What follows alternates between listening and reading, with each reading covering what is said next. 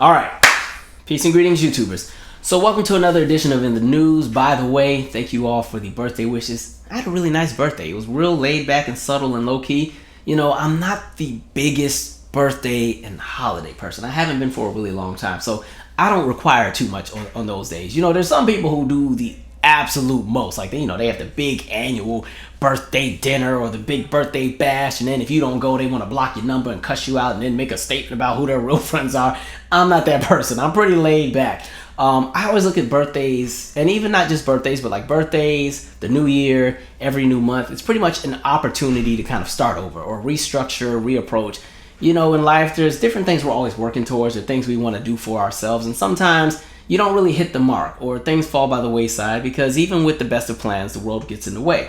And so in those moments, I always look at those new moments as an opportunity to start over, you know, refresh, replenish as far as energy, reapproach, and try again. Because every day that we're still here is an opportunity to become a better you. That's kind of where I'm at. I know it sounds kind of corny for some of y'all, but that's just where I'm at in life right now, okay? I told y'all, Jada got the red table talk. I said I'm going to have the black couch conversation soon. I'm going to give me that black couch so I can start saying just anything and Anyway, so as far as stories, there's so much craziness going on, right? Like, the whole world is just going mad. Like, you know, the kids are getting ready to go back to school, and now this Delta variant has popped up, and now this is a variant where more children are getting it, so that's kind of a scary thing to think about. Of course, with climate change, that's always a doom and gloom conversation. You're watching different things become more extreme over the years, and now you're seeing the different announcements that have been made where it's like, okay, now we're at a point where there's certain things that are irreversible, and now we just got to figure out how to manage certain things. You see Cuomo's out of there, the fires in California, just so much happening. I'll get to some of these stupid governors in a minute because I got some time for DeSantis and a bot from Texas. My goodness. But also, what was interesting, I don't know if you saw this, but a lot of the random celebrities decided to just share too much information, and for some reason, this past week, a lot of celebrities, mainly white celebrities, have been just sharing the fact that they don't bathe often at all. Like, they go days and days and days without bathing. Like, they said, you know, pretty much until we start smelling, that's when we finally get in the shower. Now, I'm not one to judge on how people do things, but sometimes you don't need to share everything, you know? Sometimes there's some things you don't need to share, because now I'm judging. I'm just like, ugh. Because there's already enough stuff going around. You got a whole pandemic, and this is the time you don't want to bathe. It's the summer. This is when it's hot. Like, I don't know if you, but even DC is not even the hottest city in the country. But the minute you step outside in this city, it's like 2 minutes later, you sweating through all of your clothes. So, my goodness, I wouldn't have shared that. You know, it kind of reminds me of like when people share too much at church. Like, if you've ever been to church and somebody starts testifying and they tell all the business. I remember I was a teenager. There was some church that came to visit our church. You know, like black churches, they always be doing like joint services and stuff. This guy was testifying.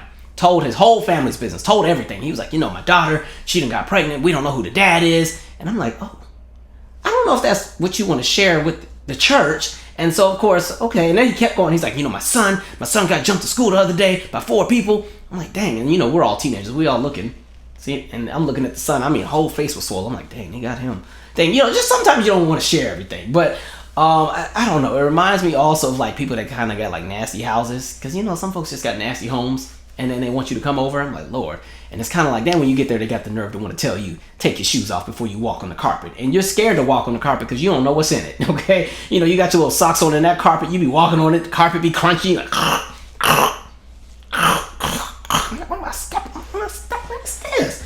Goodness, whole bottom of your sock be brown by the time you get home. But I don't know, just, I guess, to each his own. Everybody, y'all do whatever y'all do. But as for me, in my home, we do things daily around here. Plus, I work in a field where you got to kind of take like 2 showers because kids are kind of gross already. So, like, by the time you know, shower before work, when you get home, you got to take another one because you done been around kids all day. And again, kids just touch and roll and just bask in everything. Goodness, like even at the center, I got to throw away the Uno cards like every week because the cards just look gross because all them hands that be touching them. Like, just throw them away. We get some new ones. I've learned to just laminate them and put, you know, Lysol, but it is what it is. Anyway, let's get into some stories. In music news, many consumers will finally be able to stream or purchase a lot of the projects that have been released under Blackground Records for the first time in many, many years. Now, depending on which side of the argument you stand on, this is either really great news because finally you can hear a lot of your favorite songs and yay, we get to celebrate and, you know, new generations will be introduced to a lot of really great music. And then on the other side of the argument is, but it kind of sucks because Barry Hankerson still owns the publishing and the masters to a lot of this music. So even though this music will be available for streaming and for purchase, the majority of the revenue is going to Barry Hankerson and not the artists and not the estate. And so long story short, there were a bunch of artists that were once signed to this label. So Aaliyah was on this label. JoJo, the singer, the white girl, not Casey and JoJo, but JoJo. She was on the label. Tony Braxton was at one point in time. Tank, Timbaland, and Magoo. The guy from O-Town, I forgot his name. I think his name was Ashley. So I remember O-Town was the first group from making the band when it was still on ABC. Static. There was a bunch of different people that were on Blackground Records. And so the issue that existed with Blackground Records is it was not a label by itself. It always had a parent company. And because it was always jumping from parent company to parent company, there's lots of things that get lost in the shuffle in conversations around litigation and lawsuits, and then also choices that Barry Hankerson made amongst himself. But I know for sure when it came to Blackground, at one point Jive was the parent company. This is kind of why Aaliyah's AJ Nothing But a Number album pretty much had a lot of ties to R. Kelly, because that was the label he was on at the time. It later shifted to Atlantic Records. At one point it was on Virgin Records, and around that time Virgin Records had merged with Capitol, and I don't think they signed on with Capitol. They went to Universal, they were on Interscope. And so long story short, if you're ever signed to a label but you're not signed directly to the label, you're signed to, you know, a label like, I don't know, like remember TLC's situation was they were signed under Pepitone, which was under LaFace, which was under Arista, which I think it was, at that point, there's somebody even above Arista. So like long story short, at that point in time, like TLC had like 4 labels they go through before they got their money. And so when you sign to a smaller company that's under a bigger one, under a bigger one, under a bigger one, when things start getting lost in the shuffle and contracts are moved and people switch labels and this goes and this label merges with that, all kind of stuff happens. And if you're really not on top of everything with the contracts, you can get lost in the shuffle. You may miss out on your royalties and your publishing. That's pretty much what happened to all of these artists. And not only that, Barry Hankerson just refused to release all this content. So for years, you could not purchase any of these projects on iTunes, and you couldn't stream them either. You could purchase the physical copies if you could find them, because again, you know, a lot of these albums weren't even in print anymore. And so once the world snatches up all of those copies and then there's only so many left, when you finally do get a chance to find one, if you can't find one at a used music store, you know, your best bet is going on like eBay and paying $190 for the 1 in a Million album. So finally, we're in a space where new generations can kind of embrace and celebrate and enjoy a lot of these projects that were out. So a lot of the projects that will soon be out are like Tony Braxton's Libra album, the first 2 JoJo albums, the first 3 Tank albums, you know, the 1 in a Million album, the Aaliyah album, anything Aaliyah that came out after AJ Nothing But a Number. And so Timbaland and Magoo's projects, you know, Under Construction Part 2, the ones that came out before that, all of these will finally be available. Like finally, goodness. I mean, I owned a lot of these already physically, but still, you know, I'm one of those people that purchases and streams. Like, you know, I purchase, and the stuff I purchase I normally play like in my car at home. But like if I'm at work or something, I want to stream,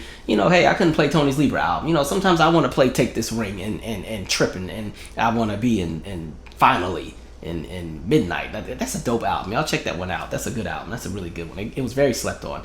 But anyway, again, that's the industry for you. You know, there's all kind of loopholes and foolery that happens. But it's a good thing at least that the music can be out. People can celebrate it, because there's nothing like, you know, you have your entire catalog that's unavailable, and as time progresses, people forget who you are. So it'd be, to an extent, as far as exposure, it's a good way to kind of get a lot of those sounds and some of those projects out there for people to hear again. But it sucks that the artists really aren't going to benefit from this. It's the crooked side of the industry, right? Just all crooked.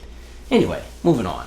Also, if you all get a chance, please check out Malice at the Palace on Netflix. It's already out tonight. I'm going to watch it actually as soon as I finish editing this video. But I'm going to talk about it on the next live that I'm aiming to do next Thursday, or I'll give it its own separate review. But this is about the conversations that took place after the situation that happened at that Indiana Pacers and Detroit Pistons game, where you had some of the NBA players fighting some of the people in the stands. Mainly because a lot of times, and we've had this conversation before, many people often think that they own athletes, especially black athletes, and they think that they can be as disrespectful as they want to and do whatever they want. We've seen that kind of happen with just how a lot of black athletes have been treated in the last few weeks. When you talk about Naomi Osaka, or how you talk about Simone Biles, or just or even Venus and Serena, or a lot of the athletes, you know, in regards to how black athletes globally were treated at these past Olympics. I didn't really support the Olympics, so I don't have a lot to say about the Olympics. But again, you know, a lot of people think they own athletes. We've had this conversation a million times. We talked about what happened with the NFL, so on and so forth. But after that situation took place, you watched the narrative shift, where all of a sudden black NBA players were violent, they weren't good role models, and they used the word thugs a million times. So you had all these white news anchors using the word thug, thug, thug, thug, thug. We know that's code for the N-word at this point. People always say it with such aggression. I'm like, go ahead and add the ER at the end if you're going to go through all that. But long story short, you saw black athletes be labeled as thugs and everything else. However, when you get to something like hockey, it's celebrated when they fight. It's the American way. They don't even break up hockey fights. They just let them fight it out, because it's too much of a threat and too dangerous for the refs to even try to pull it apart. So they just let them go at it till they get tired. Or even when you talk about baseball, if the pitcher throws a really bad throw and it almost hits the batter, the batter throws the bat down and walks up to the pitcher, and everybody in the stands starts screaming, and then the dugout clears out, and then both teams just go at it and beat the mess out of each other, because that's the American way. Or if there's a really bad call that's made by the umpire, then the team manager comes out there ready and spitting, chewing tobacco, falling all out his mouth, and he's yelling at the umpire, and they're just all, so it's funny how you see the double standard. So if you get a chance, definitely check it out on Netflix. It's out tonight. I'm going to watch it after I edit this video. And like I said, I want to talk about it on my next live that I'm aiming to do next Thursday, God willing. If I don't do it on the live, I'm definitely going to give it its own separate review. But yeah, definitely check that out. Who would have thought a Tigger flag would be so triggering? Let's go to the video. How are you? I'm good. How are you? I want to talk about this Tigger flag. Okay. I don't like it. Okay, why not? Now, I thought the American flag was real nice. Uh-huh. I don't say nothing about the shrubbery being cut. I don't say nothing about the backyard. But now, I don't like that. Oh, okay, I didn't hang that. My brother hung that. Well, I know. I'm just telling you, I don't like it. Okay. And we have won't have to go find out what they are, but I don't like that. I mean, this isn't a homeowners association, though. No, but there's rules for the community. There is called Williamsburg something, and there's rules. Okay.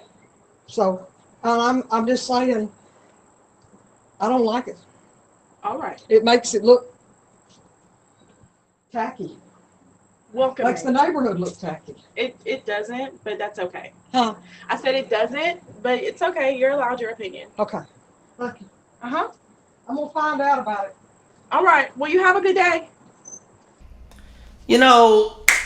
I wouldn't even call this a Karen moment like she did, because one, I think she's a little too old to be a Karen. I would have called this a Maude moment. Remember the TV show Maude? It had B. Arthur and Esther Roll from Good Times. And then there's Maude.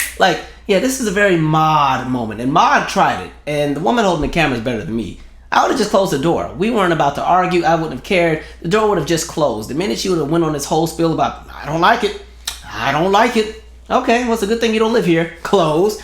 I just noticed sometimes when you don't even acknowledge them, that's really what triggers them. Sometimes when you just don't even acknowledge them, that gets them shaking, because again, some of them feel so entitled to your space where they feel that if they do something to interrupt your peace, you're supposed to acknowledge them. Sometimes it's like, F you and close the door.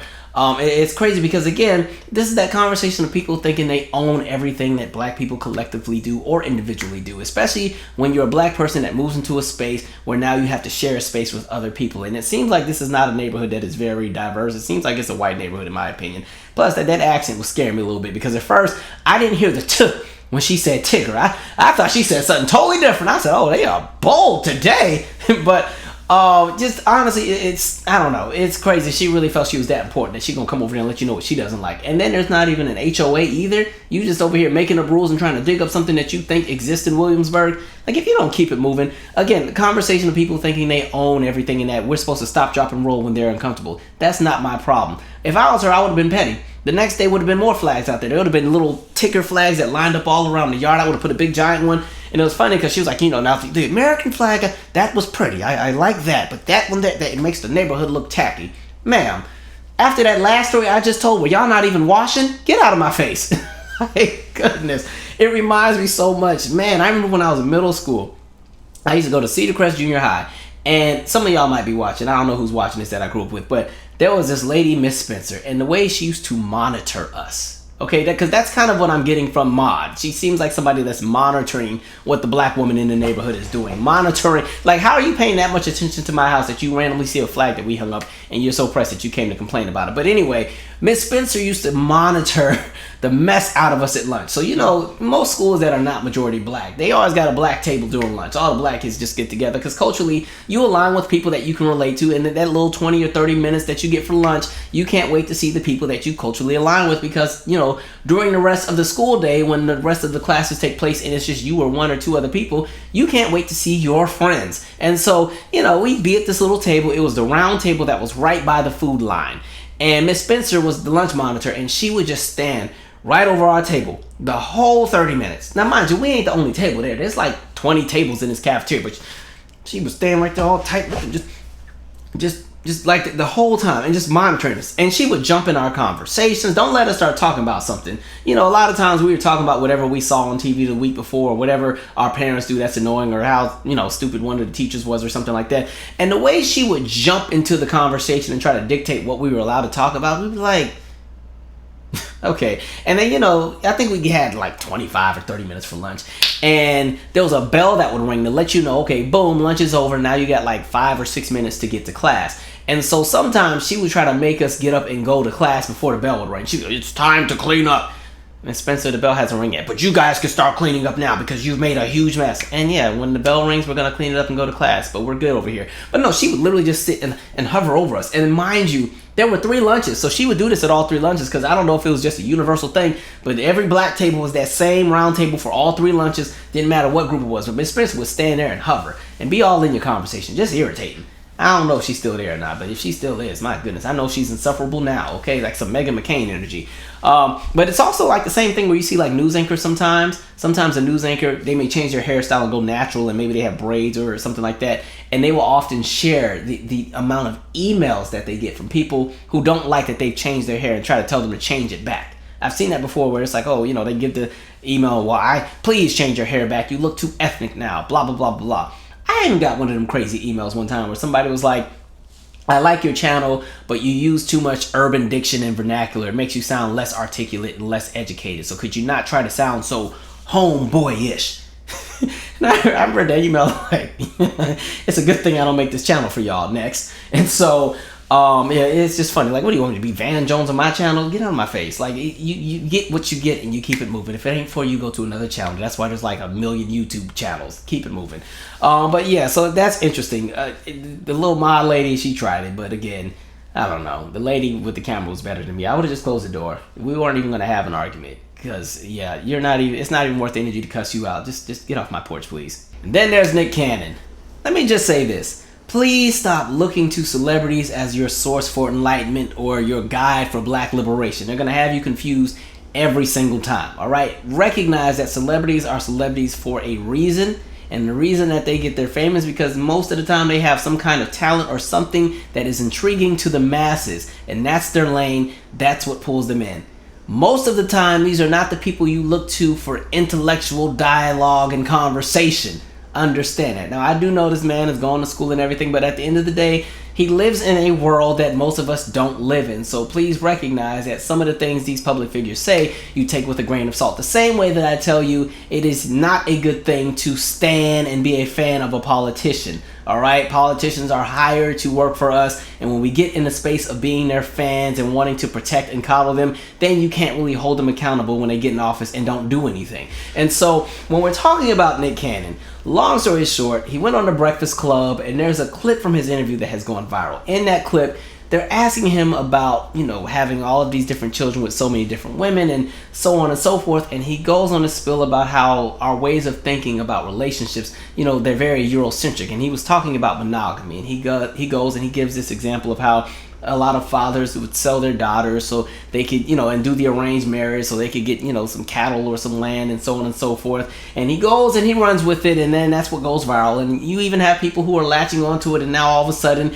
everybody has the world figured out, and that's he's dropping gems right there. He's making some points, and the rest of y'all need to wake up, you know. So now you got that going on. And so here's my 2 cents. To Nick Cannon's point, about monogamy and European influence. Yes, there is an influence that exists. However, if you're going to have that kind of conversation, then you need to go into context of everything, because we know that both monogamy and polygamy existed on the continent of Africa long before any kind of European influence took place. Same thing with the continent of Asia. Same thing took place. Same thing when you talk about Australia before the arrival of the Europeans. Same thing. Even in Central and South America, same thing. And so for me, I felt that his response was more of a cop-out. And what I mean by that is a lot of times when prominent black figures get caught up in something and they really don't have the range to answer, or they just don't feel like answering, or they don't want to be painted a certain way, they latch onto the idea of what it is that they're doing is so revolutionary, or, you know, it's going against, you know, Eurocentric ways of thinking, or going against the man, and they latch onto that and do a whole spill about something and try to paint everybody else to be crazy, who are honestly just asking questions. Because again, this is not to judge how he handles his business, because again, when it comes to relationships, polygamy and monogamy exist all around the world. Even in the United States, polygamy exists. And the other thing is, there's not a one size fits all when it comes to monogamy or polygamy. But for him, he decided to latch onto this one unique example that he's taken from some random aspect of European ways of doing things and paint that to be the full picture of monogamy, and then use that as a justification for why he does what he does. Nick, just say that you're not in a space to want to be with one woman, and it is what it is. That's you, and that's your prerogative. Do you, but do not pass your actions off as something revolutionary or something that's going to push for black liberation and have everybody else confused. Do not operate as an agent of chaos, because that's the problem we run into with a lot of celebrities. They get on these platforms, they get up there and just say any and everything. They recognize that they have influence, and a lot of impressionable people will follow them word for word. And just because you present something and you can articulate it very well does not mean that it is truth. This is why I always look at somebody like T.I. half crazy as well too, because he always does that.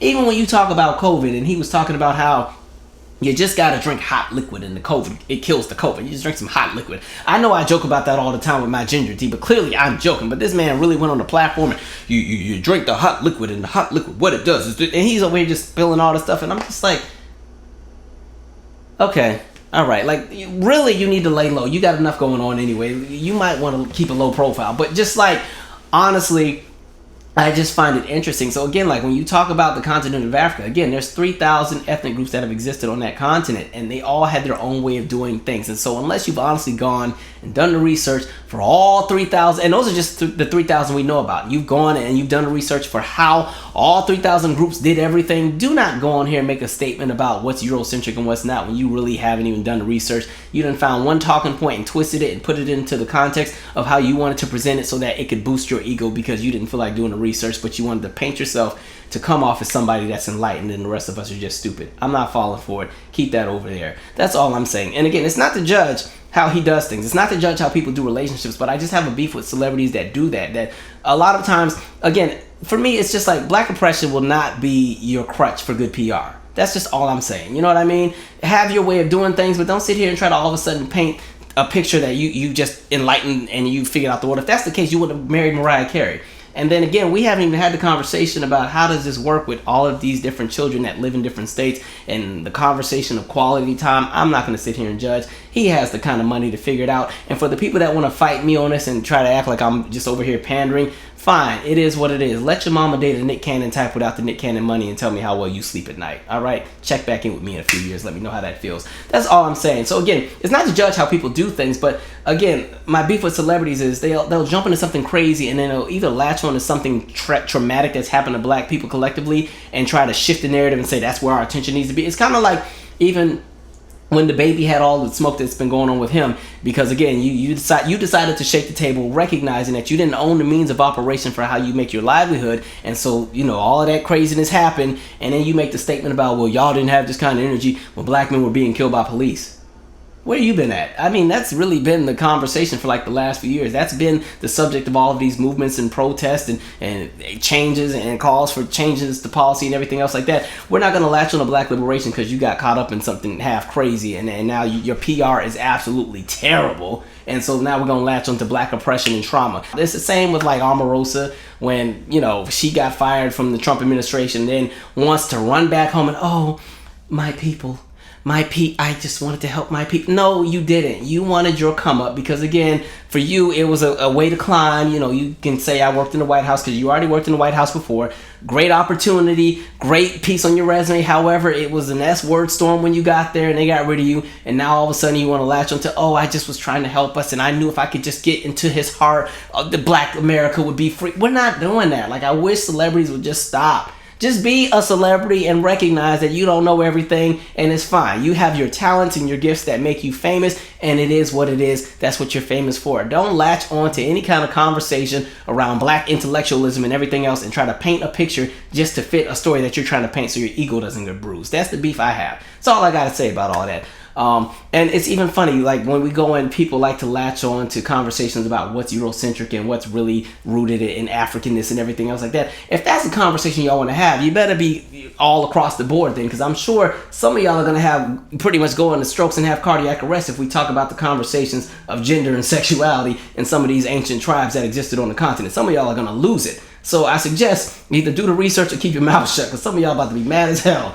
Anyway, moving on. And then when it comes to these governors, I don't know who's worse between DeSantis from Florida and Abbott from Texas, but my goodness, people, all I will say is this: please use your discernment and common sense when it comes to your well-being, because if you latch on and depend on these two to make sure that you make it out all right, you will be collateral to their stupid decisions. Because again, you're witnessing people literally try to maintain a status quo through ego and pride at the expense of everybody by any means necessary. It makes no sense that you have so many people in leadership, because it's not just those two. There's a lot of people in leadership right now that are making horrible decisions that have nothing to do with the well-being of the people, but it's all about the game of politics. It's all about the game of owning the other side, trying to prove a point, trying to come off as tough, trying to have some really great talking points that'll make a great soundbite for the 5 p.m. news and everything else like that. And so you constantly watch so many people come into power and play games with people's lives and livelihoods. They never have a stance when it comes to how to actually benefit the people when it comes to the economy and education and healthcare and everything else. But the minute there's something punitive that can take place, they're on board. They can't wait to strip away something. They can't wait to strip away some voting rights. They can't wait to, go against women's reproductive rights. They can't wait to go against anything that pushes any kind of equity when it comes to race. They can't wait to get rid of all of that. But now that we get to something like COVID-19, now they want to put their foot down and they want to have these conversations about big government not overstepping their boundaries. And so now they're literally letting the people be collateral to what is, all in the name of fighting big government, when in reality they're doing exactly what they claim they were fighting. So if we go to Florida, DeSantis has it set up where no school district can enforce any kind of mask mandate. He's already outlawed that. It's not happening. And it's even to the point where any superintendent that has a school district that enacts any kind of mandate, their salary is on the line. That's what's happening with DeSantis. And again, that's not even a conversation about everything around voting rights and so on and so forth. And then on the other side, in Texas, same kind of thing around the mask mandates. And again, their argument is they don't want big government coming in and telling them what to do. But when you're looking at the policy that they're pushing, you're literally doing that. And it's funny because now, both states are starting to have a surge and this Delta variant is just popping up. And it's kind of scary because now they're saying that children are going to really, the numbers of children that are going to catch this and possibly die are going to start skyrocketing because this variant is different from the alpha version. And so now when children are literally in danger, they're still having the same energy they had for senior citizens. You remember when a lot of them were saying, well, a lot of senior citizens, they're willing to die, to let this economy grow because they love America that much. That was when everything first happened and everybody was against different shutdowns and so on and so forth. And so here we are. They're kind of in like F them kids mode. It is what it is. And so now you're seeing these different surges. In Texas, Abbott is now requesting that doctors that like to travel or like traveling nurses and everything like that, if they're available, come to the state of Texas to help, because now the ICU beds are running out and things are filling up, of course. And then in Florida, same situation. He just had all that smoke like last week for the current president, and now you need 300 ventilators. And it's like, y'all wouldn't need this stuff if everybody would just drop their egos and think about the actual people. Again, this is a global pandemic. This is not the time to try to want to own the libs, or own the conservatives, own the Republicans, own the Democrats, own the left, own the right, own the progressives, own the... Like, y'all, people don't have time. And I think the most stressful part is a lot of the states that have the most quacked out leadership tend to be states that have large black populations that have to be collateral to their decisions, when in reality their decisions are, again, not rooted in the well-being of the people. It's something that's usually pushed to go and maintain a status quo that once existed, that's falling apart, that they're holding on to. That's why voting rights are constantly under attack. That's why everything is so punitive. And I'm just like, this crap is crazy. It's absolutely crazy. And so I'm hoping things start to align for folks, but watching all this is very kind of enraging. It's triggering. And again, it's not just those two. Like, Rand Paul's just as loony too. Him making all these statements about rise up against the mask mandate. My question is, what is the solution? Because everybody knows everything. Somebody please give me the solution so we can get to a space where people can actually live life again. Where there's not, a bunch of COVID germs and variants floating around and everybody got to worry about dying every other week. Please, what is the solution? Because people, I'm gonna tell you right now, the country's never going back into another shutdown, because now that they realize that messes up the money, that's done. So okay, what are the options? A shutdown is not going to happen. People are claiming the masks aren't the thing. People are terrified of the vaccine. People, like, what are the options? Because it seems like people that have the most to fight against have no solution. I'm literally asking, what is the move for this COVID thing? Because now everybody knows more than the scientists, and it doesn't help that the CDC is so compromised. So I'm even looking at them sideways. I think the stupidest thing they did was in May when they said the whole bit about, okay, if you're unmasked, you can go and you don't have to, or if you're vaccinated, you don't have to wear a mask anymore, and everybody will have an honor system. I'm like, what is honorable about this country? You really think that's going to work? And so here we are.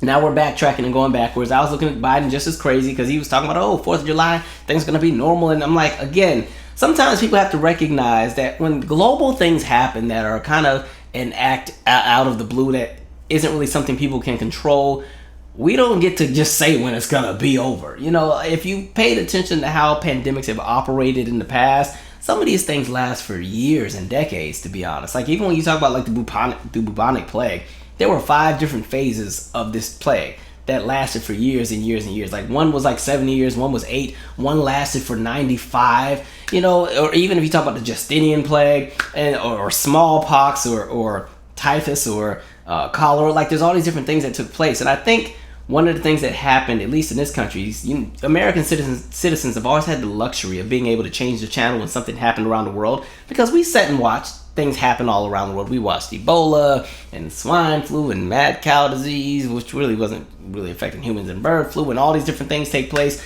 And Americans have always had the luxury to just change the channel. And now, in our lifetime, we're living in something that we've often seen the rest of the world suffer from, and folks don't know how to act. Because really, to be honest, most of us are too young to remember the Spanish flu, and most people that were around for the Spanish flu are no longer with us. There might be 10 people that are still here, because that's like 100 years ago, right? And then the only other thing I can think of is TB. That might have TB and polio.